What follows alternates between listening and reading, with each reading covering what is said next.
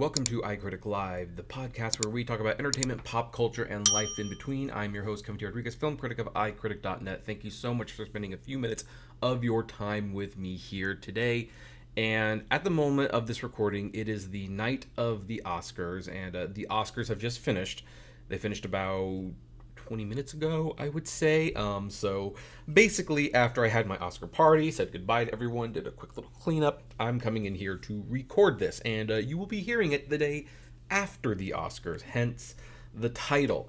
And, this is going to be probably a pretty brief one. I wanted to discuss briefly the winners, the highlights, the negatives, and the first thing I'm going to say is in terms of winners, there were not too many negatives. There's only one win that was outright, in my opinion, bad.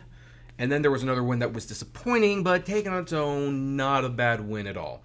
So, as I always say, let's get the bad out of the way before we get to the good. So, I guess one thing that's a little disappointing, I was kind of hoping for an Oppenheimer sweep. I was hoping for like 9 to 10 Oscars. It won 7. Hard to complain about that, but it was a few less than I had personally expected. Now, the one outright bad win, in my opinion, even though I technically gave it 3 stars in my video a couple days ago, if you go to my YouTube channel, but ultimately it still wasn't great, is War is Over, inspired by the music of John and Yoko, which won for Best Animated Short Film. I think 95 Senses or Letter to a Pig or Pachydermy or Our Uniform, any of them would have been a much better win than War is Over. War is Over, I believe, won because, one of the things you have to keep in mind when it comes to the Oscars is that there are branches that make the nominees, but once the nominations are put out there, everyone can vote on the final list of nominees. And War is Over probably won by brand recognition alone. You see Inspired by the Music of John and Yoko. Well, guess what? People know who John Lennon and Yoko Ono are. They know what that song is. They're going to vote for it, whether they've seen it or not. It's besides the point. So, also in the best live action short film, there was like a lot of talk that Red, White, and Blue, which is basically a response to the abortion bans that have been happening since the overturning of Roe versus Wade took place. Many people thought that one would win, but the Academy, who, again, once the nominees are out there, the general public Academy can vote. They weren't going to pass up an opportunity to finally give Wes Anderson an Oscar. So The Wonderful Story of Henry Sugar won Best Live Action Short Film, which really almost touched the edges of the short film. It was like 39 minutes, and had it been just a little longer, it would have been considered a feature-length film. Most live action shorts don't get that long. So, personally, I was okay with the win. I think The Wonderful Story of Henry Sugar is wonderful. It's as the title says. I think Red, White, and Blue, which starred Brittany Snow, who I've met for the record, and I thought that was a great one. I kind of felt like that would be the one to win because it would be the Academy voting for a message, if you will. But they didn't. They gave it to Wes Anderson, and I'm okay with that. Now, the original song was kind of a mixed blessing. It was Barbie's sole win for the night, and the song that won was What Was I Made For? So Billie Eilish and Phineas O'Connell get their second Oscars in a relatively short amount of time. So that's good for them. But I think a lot of people were a little disappointed that I'm Just Ken didn't win.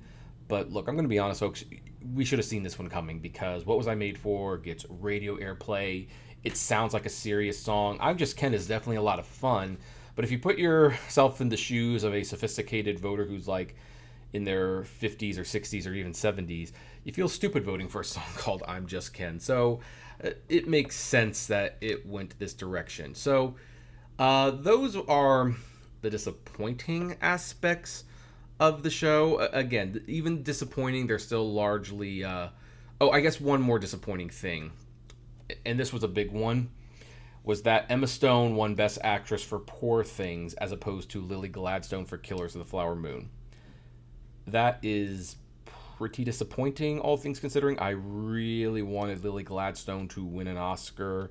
That would have been a historic win. Emma Stone is pretty young. She already has an Oscar, so I'm kind of surprised that she's got 2 Oscars at such a young age already. But, Sally Fields and Jodie Foster did something similar. I mean, if you're good, you're good. And taken on its own, Bella Baxter's a great character, and Emma Stone just killed that role. Yeah, she's naked in a lot of the movie, and I'm sure that definitely caught the attention of some horny Oscar voters. But at the end of the day, it's a great performance. Um, I guess I'm also a little disappointed that Paul Giamatti didn't win for The Holdovers. No offense to Cillian Murphy. I I hope Paul Giamatti gets an Oscar soon. I think he really deserves it. I also acknowledge that this might be Cillian Murphy's one shot to get the Oscar. I think Giamatti will be back because he's consistently great. All right, now for the really good things that I loved about the show. First of all, I loved that Oppenheimer won Picture and Director. I think this is the first time in many, many years where my favorite movie of the year actually won Best Picture at the Academy Awards, so it's great to see that happen. It was great to see Robert Downey Jr. get some overdue recognition in Best Supporting Actor. And, you know, he came such a long way. He had so many. I mean, Jimmy Kimmel made some jokes about the drug problems that Robert Downey Jr. had. And I could tell he didn't really appreciate that. But the thing is, it is a celebratory story. Like, hey, you used to get arrested a lot. You had a drug problem. And now look where you are. You're getting an Oscar. And you cleaned your life. I think that's a great triumphant return story. So I was really glad to see it. And Davine Joy Randolph, I mean, what an emotional speech. And if you're watching the show, it was great to see Paul Giamatti crying, so proud of his co-star for winning that Oscar. I hope she gets a lot more work. It's great to see Cord Jefferson get on stage, collect American Fiction, and basically chastise the studios for making all these $200-300 million films. Like, he's encouraging, why don't you make 4, 10, $20 million films and make a bunch of them? And, you know, we're going to have to do an episode about that because, you know, that is something that Hollywood is really screwing themselves on. Like, back in the old days, studios could release like 20 to 30 films a year because they were low budget. And, you know, some of them didn't hit, but many of them did hit. And it was a great business model. And now they're like in the business of making 2 to 3 $300 million tent poles. And if just one of them fails, you've got a problem. And then if you're Disney, last year they had failure after failure, lost over $1 billion at the box office because their movies were just way too expensive. And so it's great that someone like Cord Jefferson uses his time to highlight that that is a problem, and it is a problem that Hollywood needs to come to terms with. I also want to note that even though they did not win, Sammy Birch was a nominee for the screenplay for May December, and she was asked about Coyote versus Acme because she helped write it.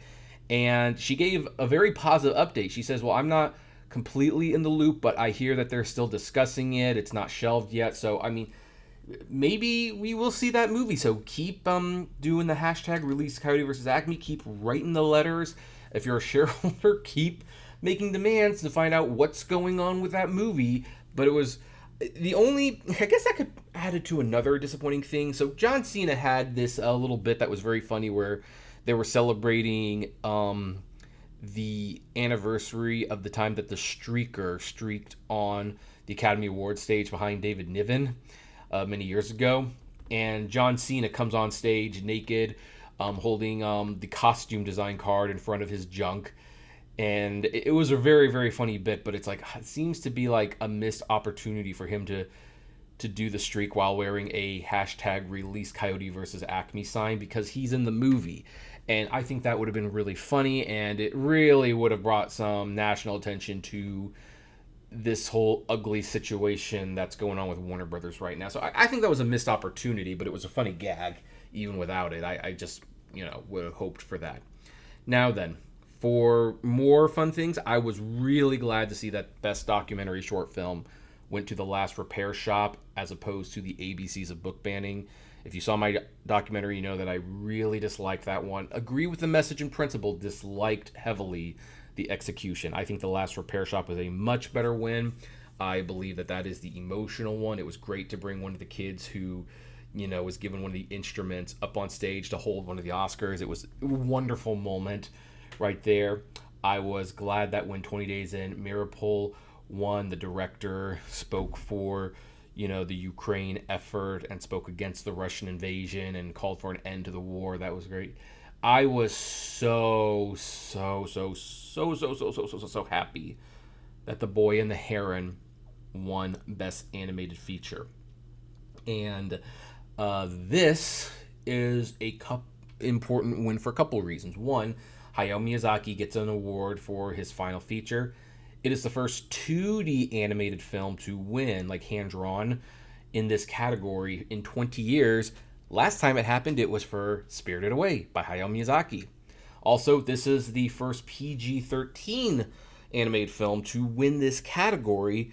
And look, I'm not saying that G and PG films can't be adult films, but I mean, this category has been referred to as the Kiddie Award for a long time for a reason. So it's great to see a truly adult, sophisticated movie winning this award, and it feels like the category kind of grew up a little bit.